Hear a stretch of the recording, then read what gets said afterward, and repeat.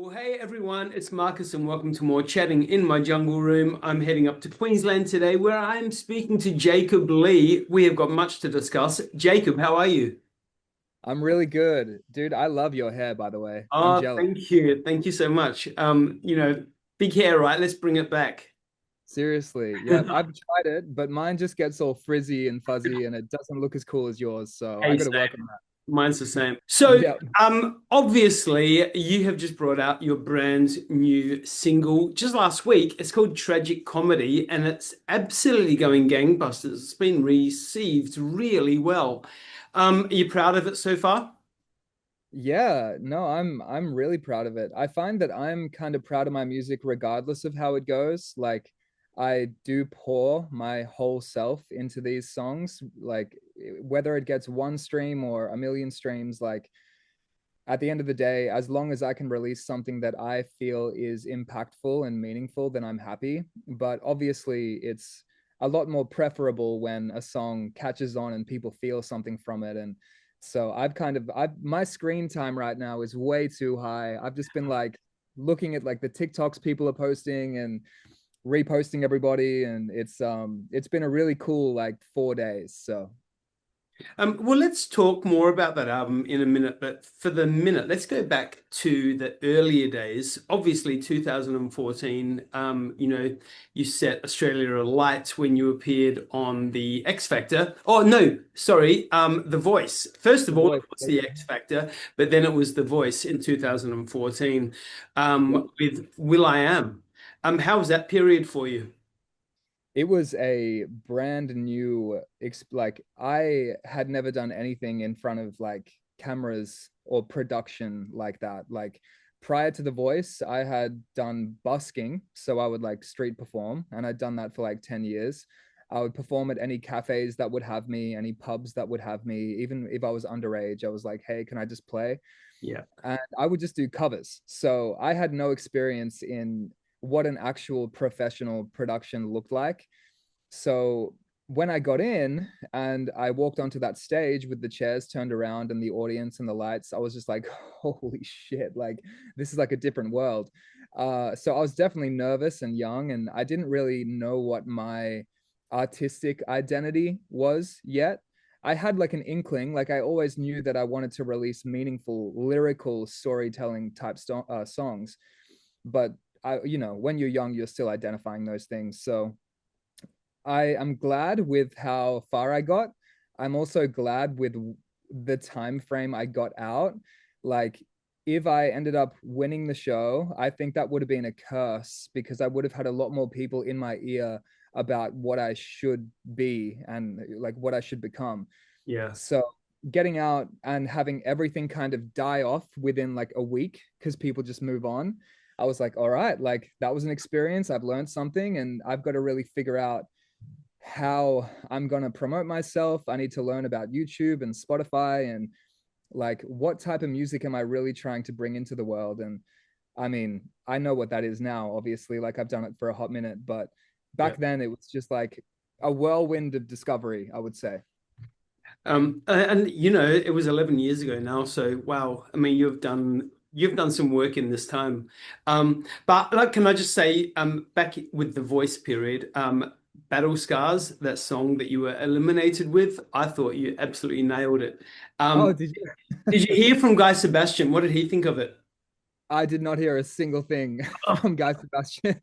I don't know if I nailed it. Like I'm such a white boy. Like I cannot rap. Like doing the rap section of that song was definitely a mistake. But the way that these shows work is they pretty much choose what you sing. Like you'll give them a list of songs that you like or that you kind of know, and then they'll say like this is the one that we want you to do. So you kind of have to deal with you can't really choose the optimal song for you. But again, I think I wouldn't change a thing about it because i I feel like it shaped me into understanding what a professional production looks like, and then I could implement a lot of that stuff into my music videos and my own independent productions. all part of the stepping stones, right? Yeah. Um, Now, obviously, I mean, you've been involved with music for a very, very long time, well before The Voice, well before The X Factor. When you were growing up, who was someone you were listening to that really inspired you to get into the industry and become a performer? Well, first and foremost, I would say my dad, because he is a musician. He sings a little bit, but he's primarily a bass player, just a shredder on bass. He's amazing. So when I was growing up, he'd be rehearsing all the time, doing gigs all the time, and every now and then I'd get to see him play on stage, and I thought that was really cool. Yep. He taught me, or he tried to teach me guitar when I was younger, but I had less of an interest in like instruments back then. I just wanted to write. Like I loved words and stories. Like I knew that I liked singing, but the practicing of an instrument was tedious to me. And so I probably should be a lot better on guitar and piano right now, but I've just put all my emphasis on storytelling and lyricism. Yep. But beyond my dad, it's gonna sound hella cliche, but there's probably two answers to this question. When I was releasing really organic acoustic stuff, which I still do, but there's a bit more ingrained in it now. It was Ed Sheeran, like most people. Yep. Yep, I Yep. was like his first, like the Tenerife Sea, A Fire Love, Multiply album. Like I was obsessed with that and just kind of freaking out over the lyrics in some of those songs. So he definitely inspired my desire to loop. I used to be on stage looping and like just being a little replica for a while. And but on the alternate perspective, I used to listen to a lot of metal, Okay. which people probably don't know. And Yep. I still do every now and then, not as much these days, but I used to be obsessed with metal. And, you know, the majority of these artists who are screaming, they're not screaming about trivial things. Like it's always very complex, deep, like narratives in their songs. And I was just obsessed with that. So I think that kind of shaped some of my lyricism as well. And that's maybe why you see some pretty harrowing topics in my songs. Yeah. Yeah. Even though it's not metal, it's acoustic music majority of the time, but I'm still kind of injecting that very serious, deep lyricism into like more traditional pop music, I guess. And do you get to play with your dad much at all? Do you get to jam with him? No, not really, not these days. He doesn't live too far, so we see each other often, but we haven't sat down and jammed in a while. I feel like we definitely should. Yeah. He's still a way better musician than I am. Like, and he always will be. So he'd probably just get frustrated and be like, bro, like these are the Ah, chords that you play. But no, we definitely should. It's we're really the only two musicians in our family. So it would make sense for us to do that more often. maybe a father and son tour. There you go. Imagine. He actually did on an Australian tour a couple of years ago. He came and played bass on stage, and that was great. So Okay. yeah, yeah. Now, let's get right up until now. So, obviously, Tragic Comedy, which came out just last Friday, is this the bit of a reveal of the album to come? You know what? I would say so. I've last year and the beginning of this year, I had a period where I was releasing kind of more aggressive pop music, like not aggressive in the sense of like the metal that I was talking about, of course, but aggressive for me. Yeah. Where there's songs like Black Sheep Part Two, Antidote, Robin Hood, like these songs that are kind of more like a little bit of a middle finger to some people. And I think my audience was like, where did this come from? This was surprising. Because most of the time, like, I'm not writing about me. Like, tragic comedy is not about me. Like, I'm writing about other people in my life or just imaginary people that come to my head. But those songs kind of were about me and my experience in the music industry, just with various, labels, management, certain things like that, which I feel like didn't really carry much integrity with, like they tell you they love what you do and then they try and change what you do. And I've been very attuned to trying to stay as true to myself as possible. So I guess that kind of came out in song. But to answer your question, that's out of my system now. So I think Tragic Comedy and This House, which was the previous single, like that kind of organic anthem, like with strings and acoustic guitars and like big drums. Like I'm really loving that right now, and I want to make sure that all the new people who found me through tragic comedy, I follow it up with something that they'll still like. So I'm working on that kind of thing right now. So back in 2014, you brought out your first released single, which was Chariot, obviously. Between Yeah. then and now, obviously, Tragic Comedy. How do you think musically you have developed or changed? I would say primarily, I think that I've just developed more confidence in my songwriting because even say 2 years ago, every single time without fail, when I would finish a song, in the back of my head, it was like, you can't do that again. Like that's your last song. Like you're never gonna do it again. Because I don't have a formula. There's nothing that I stick to every time. It's like I'll just pick up whatever instrument I feel like on the day with no idea what I'm gonna write about, and then just something happens. And that's so vague. So I'm always kind of like, I don't remember how I did that. I don't know how I did that. So how am I going to do it again? And yet I continue doing it. So obviously there is some sort of subconscious formula that I carry. And now that I've released like 4 albums, um, I have enough evidence that I can continue doing this type of writing for as long as I decide to.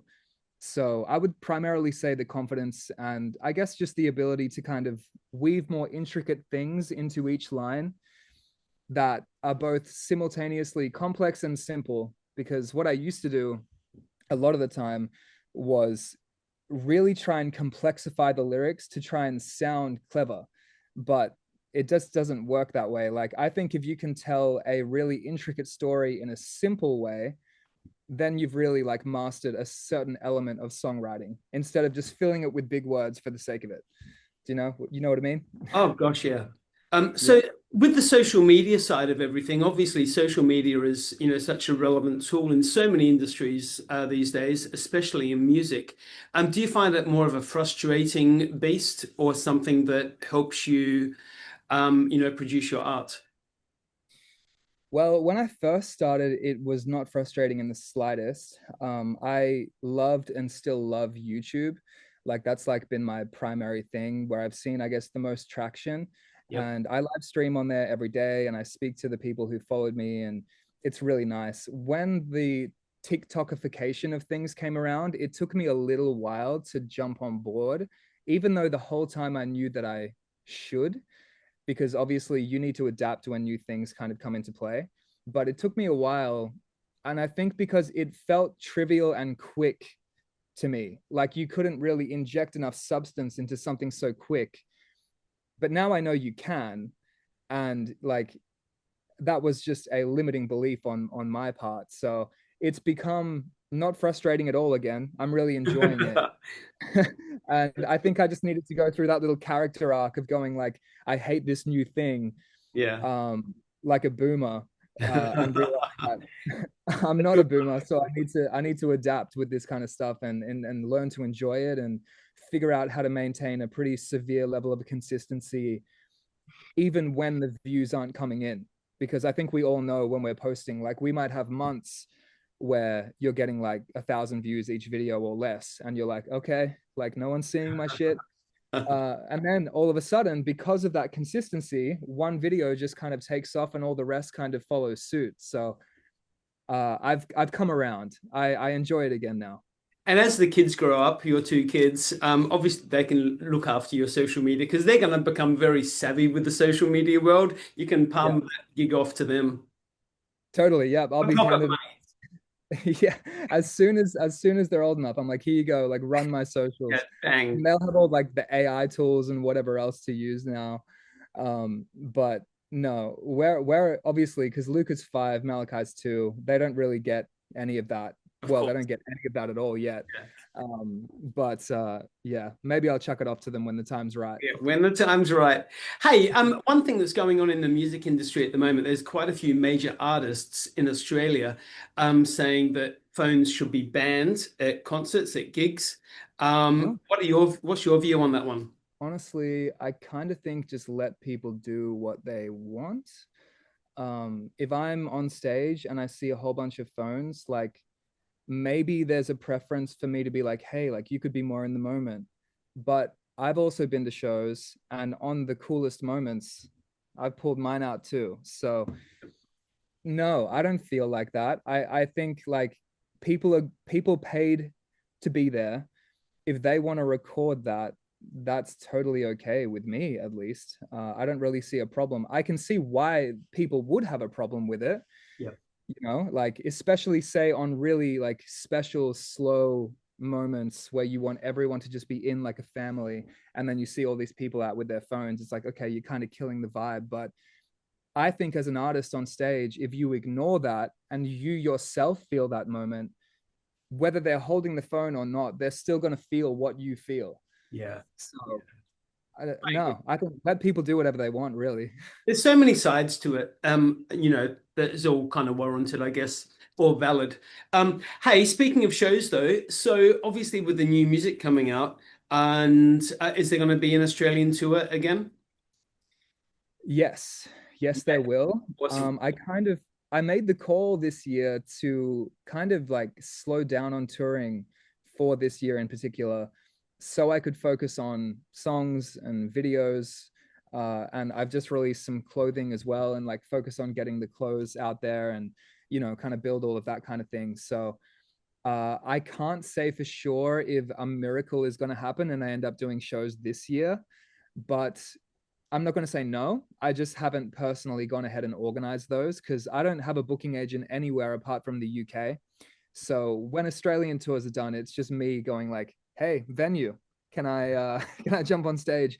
And it's all very manual, very DIY right now. But there will be more Aussie tours. I really want to do a US tour, Yeah. but there's just no dates yet. Okay. As long as it gets to Adelaide, we're going to be happy. All right. Yes. Well, Um, I feel like the last couple of tours, if I haven't done Adelaide, and people get very cranky at me. I So know, right? Yeah, yeah, we put our grumpy pants on. Don't you worry about that, Jacob. no, So you should. 2024's album was Lowly Land. It is, of course, the name of your brand as well, the clothing line that you were just mentioning. What inspired you to get into that part of the creative world? With the clothes. Yeah, with the clothing. Yeah. Well, I've done merch like any artist for a long time, and I kind of just got over like selling shirts with my name on it. And like I know that that's exactly what merch should be, and so when I do tours, I'll probably still have one or two that say that because there's going to be people out there who want that. But I really like the idea of creating something that is tied to me and my ethics and morals and my vision, but also can stand alone and be its own thing. And if people find those designs without me, they might still like it. And Lowly Land is my record label. It's my community name. It's now the clothing. So it's kind of like this slow building of an umbrella beneath this word. And there's obviously a meaning behind it we can get into if you want to, but um Yeah, give us the I meaning. yeah, Let's do so it. it's a pretty wacky concept. I'm sure there's a lot of other names I could have given. I'll try and make it concise because I don't want to make this too long. But okay, when I was a lot younger, um, like I quite enjoyed the idea of like an alter ego, like so there's Jacob, and then there's some character who is this version of me that I wished to be, like the potential version of me. And my young self, because I like lyrics, called it lowly lyricist. And I don't even know why, because lowly is really not a great phrase. Like that's kind of like lower echelon, like you're not doing anything. But Yeah. anyway, I like the humble nature of it, I guess. So I kind of carried that, didn't do anything with it, carried it for a while, and made a clothing line with that for about a year. And it did pretty well, but it took a lot of time away from my music. So I killed it. And then I didn't think I would pick it up again. And as time progressed, and I think I just got a little bit more resourceful, I was like, I think it's time to kind of bring that back. And instead of lowly lyricist, I called it Lowly Land, which talks about the place within you for example, if you were to call it lowly land, that lesser self, that lower self that we all have, that brings us back into temptation and bad habits that we know in the moment is the wrong thing to do and the wrong place to be, and yet we still do it because of the instant gratification that we get. And that's what that place is. So I wanted to acknowledge that place, and anyone who joins the community or gets the clothing, like one of the slogans is severing ties with the lower self since 2020, which is when I originally made Lowlyland. That's it. So the idea is to acknowledge that place and do everything we can as a collective to discard that and move forward into the person that we should be. So Jacob, you have just got incredible sensibilities. What an absolute talent. And I'm going to put the link in for the clothing line in the post as well, so everyone can check that out. But Jacob Lee, what an absolute pleasure chatting to you. I wish you all the best with the success of the latest single, obviously Tragic Comedy. And you've got so much more going on. And I can't wait to see you on tour really soon, hopefully, fingers crossed. yeah, well, I'll make sure Adelaide's on the list. But It better Markus, be. Yeah. thank you. I really appreciate the time. Honestly, it's been really fun. Jacob, you're a legend. All the best. Thank you.